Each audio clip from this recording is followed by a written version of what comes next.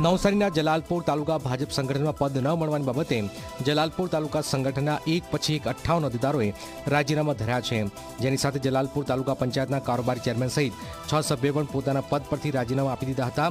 લાંબો સમય ચાલેલી ગડબડતલ બાદ જલાલપોર સંગઠનના 25 સભ્યોએ પોતાના રાજીનામા પરત ખેંચ્યા છે, ત્યારે જિલ્લા ભાજપે 33 રાજીનામા સ્વીકારી લીધા છે। આજે જલાલપોર તાલુકા પંચાયતની બેઠકમાં રાજીનામું આપનાર સભ્ય ચેતના પટેલ હાજર રહ્યા। પત્રકારો સવાલ કરતા તેમને બહાનું આપી ચાલતી પકડી।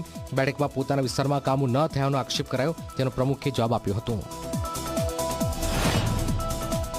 હમણાં કોઈ જવાબ નહીં આપો, 2 મિનિટમાં હું હેમલતાબેનને લઈને આવું છું, મારા સભ્ય છે એટલે એમને લઈને આવું છું।